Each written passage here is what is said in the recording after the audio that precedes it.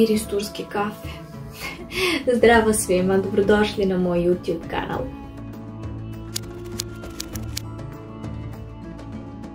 Danas ćemo pričati malo o Turskoj, malo o Istanbulu, tačnije. Nedavno sam imala prilike da neki kraći vremenski period provedem u Istanbulu i svi oni koji me prate na Instagramu su imali prilike da budu upućeni u to gde sam se kretala, šta treba obići, kakva je procedura kada želite da iz Srbije uđete u Tursku. I s obzirom da sam dobila nekolicinu vaših poruka, što ljudi koji me prate, što ljudi koji su se pojavili iznenada na mom Instagram profilu, uglavnom pitanja su bila vezana za cene, za hranu, za smeštaj i za tramvajske kartice koje su neophodne ukoliko ste turista u Istanbulu da se krećete od tačke A do tačke B. Pa hajde da u jednom vlogu obuhvatimo sve informacije koje su neophodne da znate ukoliko želite da putujete u Turskoj. Evo, granulo je i sunce i ono jedva čeka da čuje šta ima da kažem za Tursku. Hajde da krenemo od samog početka. Kada govorimo o samom ulasku iz Srbije u Tursku, naravno potreban nam je neki vid dokumentacije ili dokaza da ste negativni na COVID-19 ili da ste vakcinisani ili da ste u posljednjih 6 meseci preležali COVID-19, odnosno zeleni sertifikat je također dokument koji je validan ukoliko putujete u Tursku. U mom slučaju na graničnim prelazima niko od nadležnih organa nije tražio dokaz da sam negativna na COVID-19 ili dokaz o vakcinaciji. Ništa od toga nije bilo potrebno, međutim u svakom slučaju morate da imate to kod sebe jer ne znate u kom trenutku će neko od njih pitati da li imate test ili da li ste vakcinisani ili kako će se stvari menjati u budućnosti. Pored tih dokumentacija koje je neophodno da imate sa sobom, neophodan vam je i HES kod. Takozvani HES kod, link ću vam ostaviti u opisu ovog videa kako bi mogli da odete direktno na sajt, popunite formular i direktno Republika Turska vam izdaje takozvani QR kod koji vam je neophodan uvek da imate sa sobom i u telefonu, ali i odštampan na papiru, jer se desilo bezbroj situacija kada se nađete u nekom zatvorenom prostoru ili ukoliko se nađete u nekom outletu, da je neophodno da pokažete taj QR kod kako bi oni znali da ste vi turista i da imate pravo da budete u Turskoj. Svakako ništa specijalno, morate da imate taj formular, jednostavno popunite neke svoje podatke, obavezno stavite adresu na kojoj ćete stanovati dok ste u Istanbulu. I to je to, ništa specijalno. Ja sam imala situaciju da prilikom ulaska u outletu, a koji ćete vidjeti na samom kraju videa, koji je božanstven, a koji ste imali prilike da vidite na Instagramu, na samom ulazu tog outleta bilo je neophodno pokazati HES kod. Ukoliko ga niste imali, niste mogli da prođete jednostavno sam ulaz. Većina vaših poruka je upravo bila vezana za takozvane tramvajske kartice, o kojima sam malo više pričala u svojim Instagram storijima, koje možete pogledati na mom Instagramu profilu, tamo su i sačuvane. Ali sada ću vam ukratko reći sve ono što je bitno da znate o svim tim pravilima koje su neophodne za turisti ukoliko želite da se krećete na malo duže relacije. Prva opcija jeste taksi, koju pristupačan sa svojim cenama, međutim s obzirom kakva je saobraćajna situacija na ulicama, većinu svog vremena provešćete čekajući da se sama kolona pokrene, tako da moj savjet vam je da uopšte ne ulazite u takvu trku, jer ćete samo izgubiti vreme i nećete stići da obiđete sve ono što ste hteli ili što ste želeli. Druga opcija jesu upravo te tramvajske kartice. Tramvaj ima svoju putanju, tako da uopšte saobraćaj nije otežan u tom delu ulice, ali trenutna situacija što se tiče turista i što se tiče tih kartica koje su namenjeni za vas jeste nestašica, odnosno malo je poteškoće naći takve kartice, međutim postoji rešenje i za to. Na nekom crnom tržištu možete naći te crvene kartice koje ovako izgledaju, kupujete ih i dopunjujete ih. Svaka kartica je za jednu osobu. Dakle, ukoliko želite da se vozite sa tramvajem, kupite karticu za sebe. Ukoliko imate još nekog koji je krenuo sa vama, svako od njih mora da ima svoju karticu. Ukoliko ne možete da nađete na nekom crnom tržištu, odnosno ukoliko ne možete da nađete u nekoj trafici suvenira ili u nekoj prodavnici suvenira, zamolite nekog lokalca koji se našao u nekoj prodavnici, koji vam deluje, ko može da vam pomogne na taj način. Mnogi od njih prave takve kartice i mogu da vam pomognu da postanete deo njihove populacije, tako što će da vam izdaju te kartice. Naravno, cene nisu kao i uobičajene, zato što je poteškoća naći takve kartice, ali ako se snađete možete ih pronaći i ako imate malo više sreće.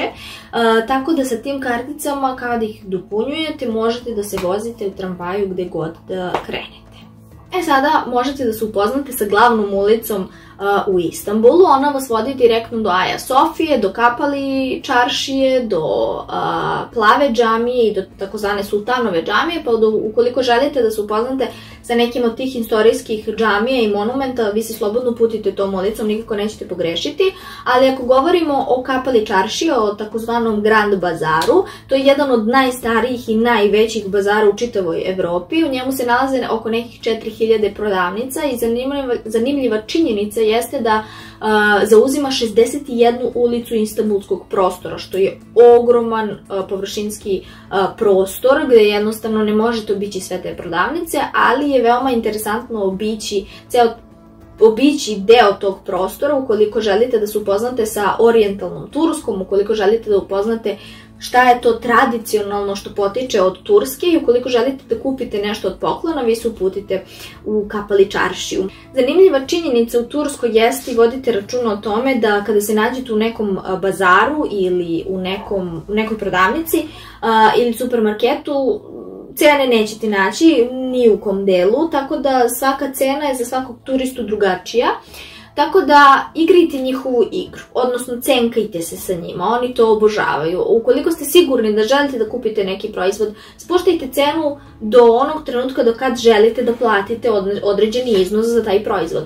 Ukoliko ne želite da kupite taj proizvod, uopšte nemojte da ulazite u igru cenkanja, zato što nakon toga se Turci nađu uvređeni. Sada većina vas zna da je Istanbul jedini grad na čitavom svetu koji se prostire na dva različita kontinenta, to je azijski i evropski deo.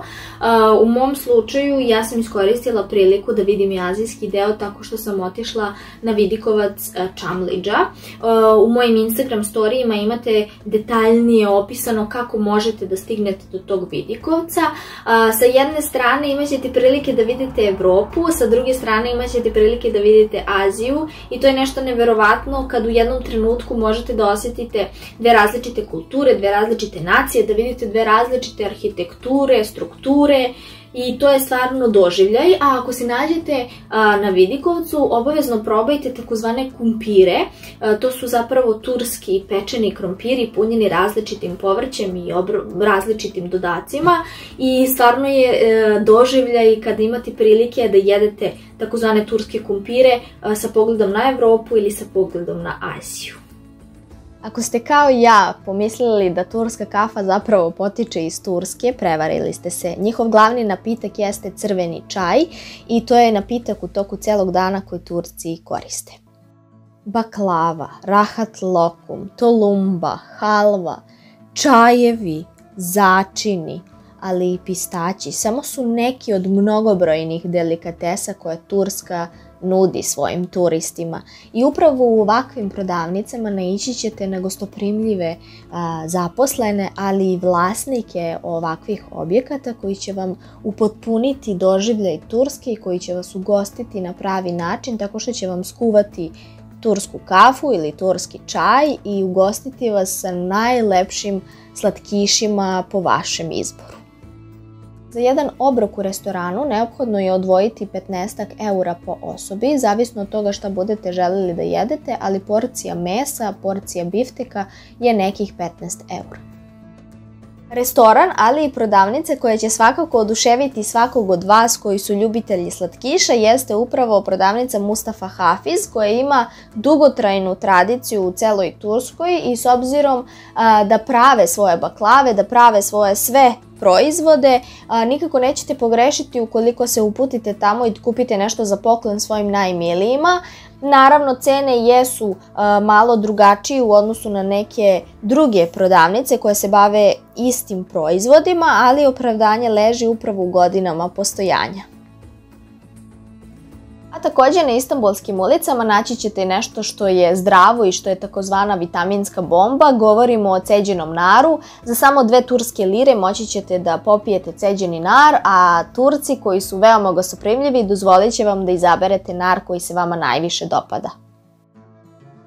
Sasvim sam sigurna da većina vas, ukoliko se nađe u Istanbulu, odvojit će vreme za shopping, pa tako gledajte da to vreme bude i zanimljivo na neki način. Moj iskren savjet jeste da se uputite u outlet Venecija, koji će vam dočarati Veneciju iako nikada možda niste bili tamo, a opet sa druge strane pružit će vam mogućnost da svoje preostale turske lire potrošite na najbolji mogući način. I eto, pokušala sam da obuhvatim sve odgovore na vaša pitanja, sve ono što je vas interesovalo, s obzirom da neki od vas putuju za neki dan u Istanbulu. Nadam se da će vam ovaj vlog biti od koristi, kao i svi storiji koji su uploadovani na mom profilu, kako bi bili vaš vodič kroz Istanbul ukoliko želite da upoznate sami grad. Subscribeujte se na moj kanal za neke nove avanture, za neke nove destinacije. Hvala vam što me pratite i vidimo se uskoro!